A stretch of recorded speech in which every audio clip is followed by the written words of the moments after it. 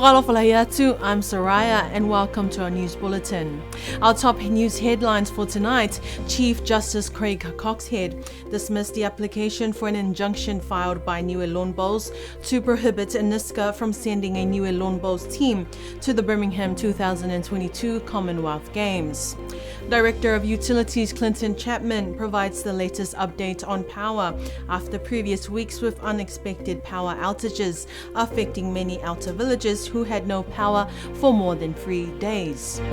Premier Dalton Tangalangi attends the 51st Pacific Islands Forum in Suva, Fiji, and signed a diplomatic relations agreement with Tuvalu's foreign minister and meets with the Prime Minister of Tonga.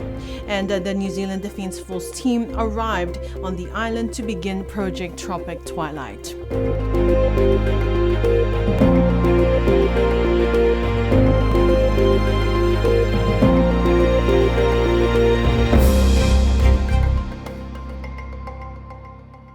Leading our news tonight, 93 passengers arrived on Monday's flight this week and have all completed their day one testing held on Tuesday. The passengers have all returned negative COVID test results, according to the latest update on the Niue COVID website. Here's more on this story. 3 out of 5 active cases on the island have been considered recovered and released from isolation, according to the latest update on the Niue COVID website last night. There were no new active cases detected yesterday. The current total number of active cases on the island detected at the borders is at 3. The total number of cases the island has detected since March this year is at 26. 23 out of the 26 cases are recovered cases. Niue's vaccination rates continue to be in favour for the island as quarantine-free travel flights continue. 99.4% of the eligible population aged 12 years and over are fully vaccinated. 93% of those aged 18 years and older have received their booster doses. There is no community transmission as the island remains on national COVID-19 alert code yellow. Today was day 3 testing for the passengers who arrived on Monday this week. Health and government advisories continue to remind the public to maintain good personal hygiene, wash hands regularly, practice social distance, stock up on personal protective equipment and essential resources. Prepare for any alert level changes and stay up to date with the latest on the Niue COVID website. Chief Justice Craig Coxhead over the weekend dismissed the application for an injunction filed by the Niue Lawn Bowls Association to prohibit Nisca from sending the Niue Lawn Bowls team to the Commonwealth Games. Chief Justice Coxhead declined the application, saying that the athletes are the innocent parties and they should not be deprived of their opportunities to represent Niue at the Commonwealth Games. Esther Pavihi reports. In his decision, Chief Justice Craig Coxhead stated that despite his decision on June 30th, it appears that the Nisca executive continued to act unilaterally. He did, though, recognise from the explanations submitted by Nisca that matters are now beyond or out of Nisca's control in terms of getting new athletes accredited. On the application of contempt of court against Nisca executive, Chief Justice Coxhead dismissed the application, saying that this is a presumption given no actual grounds of contempt were submitted and it is unclear who it is alleged is in contempt of court. He says that he presumed that the contention is that Mr. Talangi or Nisca executive are not obeying the court's decisions of 30th June and continues to act unilaterally in breach of Articles 3H and 4B of the Nisca Constitution. Chief Justice Coxhead also stated in his decision that certainly Mr. Talangi's actions as president of Nisca have been in breach of the Nisca Constitution, but more concerning is that his actions potentially put athletes' opportunities to attend the Commonwealth Games in jeopardy. His actions must raise genuine concerns for the sports people of Niue going forward. Meanwhile, some of the Niue team athletes of the Niue Lawn Bowls and officials, including the Nisca president Mauriu Talangi, departed the island on Monday. BCN News understands that the team will spend some time in New Zealand before heading to the Commonwealth Games. And despite the ongoing legal disputes between Nisca and the Niue Lawn Bowls in the past few weeks, the team's general manager, Brad Ikinepule Etuata, shared his thoughts with BCN News. Out of this thing, there are really no winners. I mean, I feel for the athletes that are left behind, and I feel for the situation that's happened. You know, forged friendships and families have broken up because of this. So it really, while it's good that the Niue bowling team are going to represent Niue, ideally, I had hoped under different circumstances. So I'm not going to comment on the outcome of the judge's decision. It is the judge's decision after all. And, all I can say is let's look forward to the representation and the athletes traveling to the games. I think I share the same views as the NISCA executive. It's an exhausting process, having gone through 2 hearings.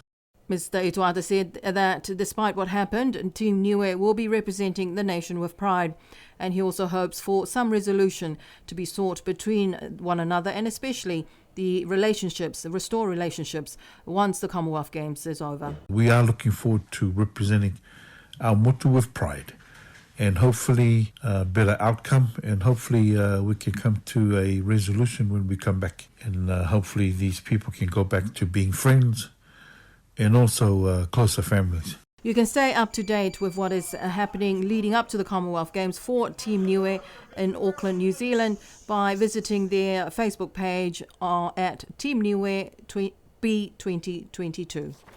Yesterday afternoon, BCN News was able to speak with the Director of Utilities, Clinton Chapman, to provide an update of the island's power situation, especially after in the past weeks, unexpected power outages affected many villages around the island for more than 3 days with no power. Here's more on this story. The problem that caused power outages over several days 3 weeks ago was due mainly to an interface communication problem between the solar power system and the generator system at the Niue power station. The Director of Utilities, Clinton Chapman, yesterday spoke with BCN News to provide the latest information. He says that we're not out of the woods yet, asking the public to continue to conserve power at this time. So we've got 3 generators going at the moment, 2 on full 24/7 usage and 1 on standby. But we're not out of the woods yet. We have a rental backup generator that we flew up on the C-130 in the last week as additional backup to the old power station. But that hasn't been integrated fully into the system yet. There's still some things we need to do there. So we're operating on 2 old generators, very old generators, 1 being 30 years old and 1 new one. It doesn't give us any wiggle room at all, so we're asking people to still conserve power in the meantime. BCN News understands people's concerns and some speculation that the recurring problem of power outages is also due in part to capacity issues of the staff at the Niue Power, and it is noted that lengthy outages seem to happen when the general manager is away or overseas on his personal leave. However, Director Chapman wants to assure the public that they do have the capacity on the island, and they also have plans in place to communicate with the General Manager when he is not on the island. We are mindful every time we provide approval for our General Manager to go on leave. He does have his family overseas, so that's a priority for us as well. But we do have the capacity locally in terms of the reticulation and the production side. It's always good to have our General Manager, Brandon, on the island, of course.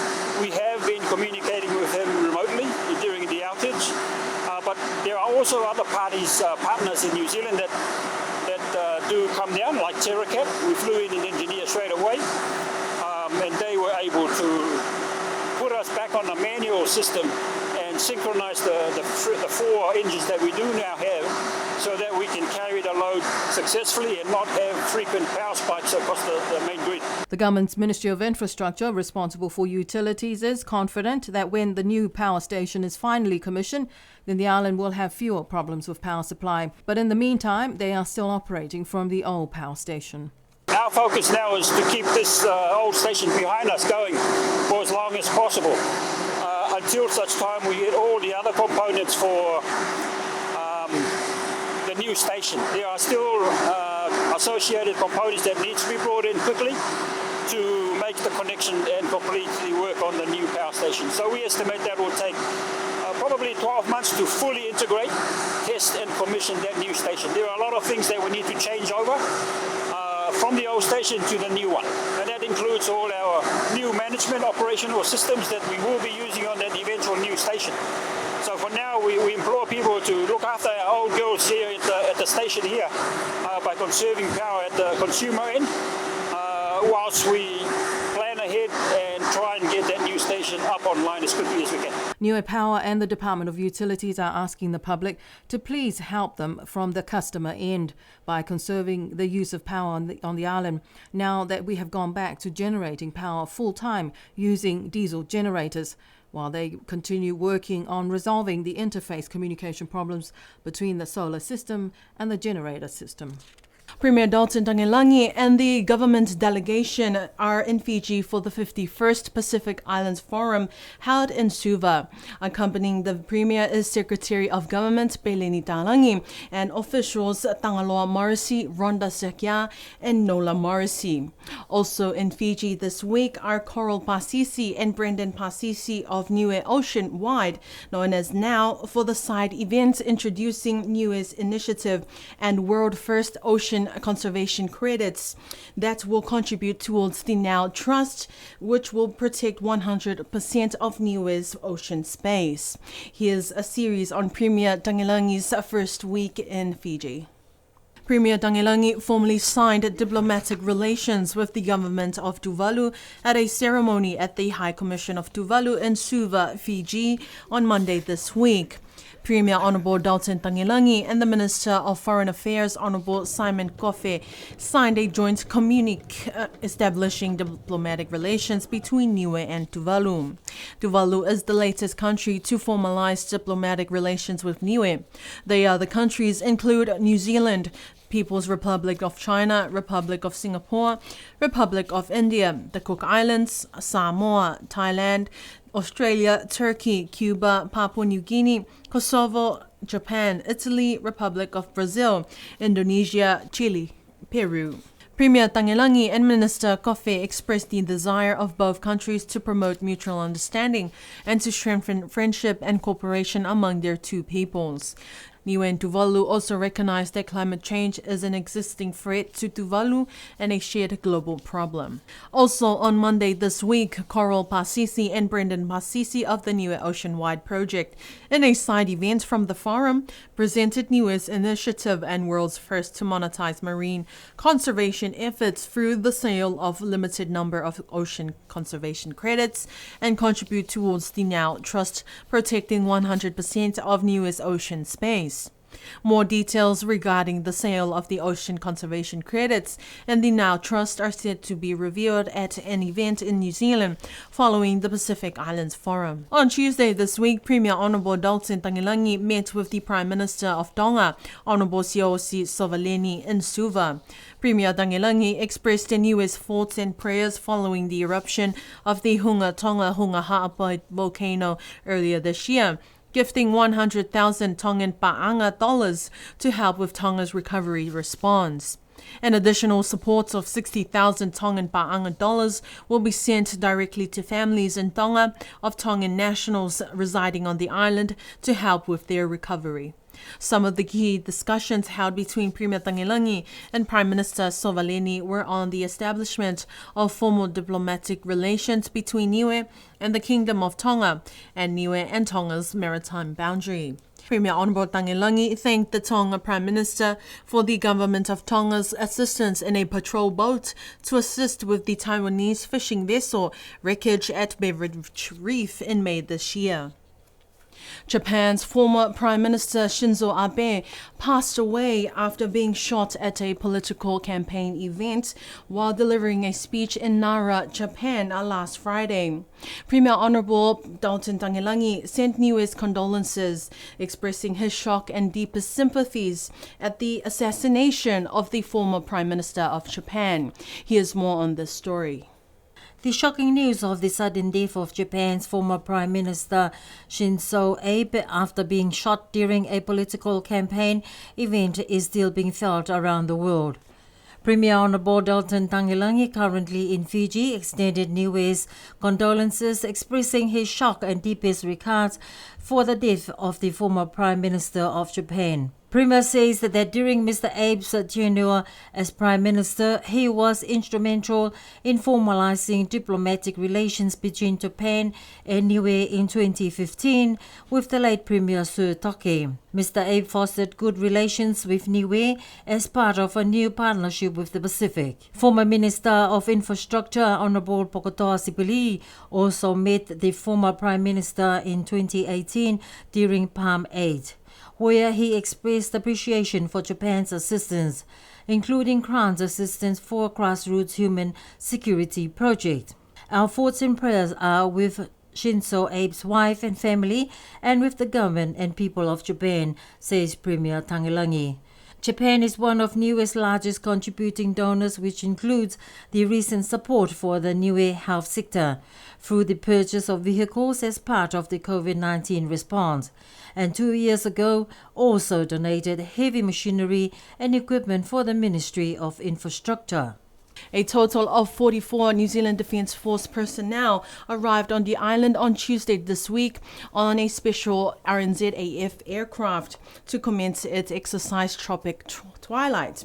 The team will be working to upgrade some of Niue's important facilities, including Niue High School, the Wharf and the Niue Full Hospital. Here's more on this story.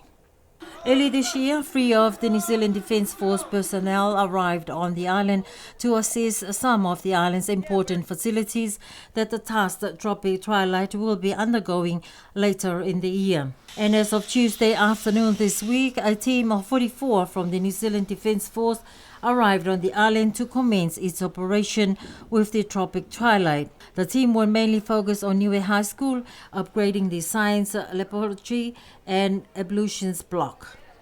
Additional tasks the Defence Force will work on include a disaster response desktop, exercise and diver surveying the Wharf Channel. In an email earlier this week, New Zealand High Commissioner Her Excellency Helen Turner told PCN News that due to the pandemic, exercise Tropic Twilight has been postponed twice in the past 2 years. We're excited to be able to welcome the Defence Force team comprising Army and Navy personnel. We're also pleased at this opportunity for our defence team to reconnect at a people level with Niue and the Pacific, and we know that they will enjoy their time here over the next 3 weeks, says Turner. The team will be based at the Lealangi School at La Kepa and will be on the island for 3 weeks before departing on the 2nd of August. A small team of 5 from the New Zealand Defence Force arrived on the island last week to help with the island's COVID-19 response. The team have been working alongside the New Zealand Medical Assistance Team, MFAT, and other officials at the Niue Full Hospital, focusing mainly on the logistical requirements needed for the island's COVID-19 response. The team of 5 consists of the team lead, a health planner, a medic, logistics planner, and cultural advisor. Team lead Jade Hamilton spoke with BCN News that the team have been focusing on the logistical requirements in preparation for Niue's COVID-19 contingency response plan, particularly around the procurement and stock-taking levels. We've also worked with some of the data management systems to help to aid the efficiency in that regard. We've also supported the community engagement that's been led by the Niuean government just to get key messages out to the community and to reassure the community and to provide tuition and education around the isolation measures and mask wearing and RATS testing. 2 of the New Zealand Defence Force personnel were able to walk through Niue's national broadcaster, BCN and Radio Sunshine, the lifeline for public information, especially during a disaster, yesterday morning. The BCN team have been working in the makeshift studios since the fire destroyed its main working facilities in the last 2 years. BCN's generator, which failed in the last power outages in the past week, was also shown to the personnel, emphasizing on Radio Sunshine as the primary source for current news and information for the island and the people, which failed during that time due to having no power and a damaged generator. Jade commends Niue's response to COVID-19 as very successful. It's been a enjoyable stay so far in the first week of our deployment. It's a beautiful country and beautiful people, and we're grateful to be asked to come and support. Niue has led a very successful response to COVID, and we're glad to help them in their preparations for the future. The team will be departing the island next week, Monday. The Junior Mixed Futsal Tournament 2022 took place last Saturday at the Niue High School grounds. A tough but undefeated win for the village of Alofi as they took first place for both categories on the day. Vaya was also a challenging opponent for Alofi in the finals. Here's more on this story. 12 teams in total participated in the Junior Mixed Futsal Tournament last Saturday.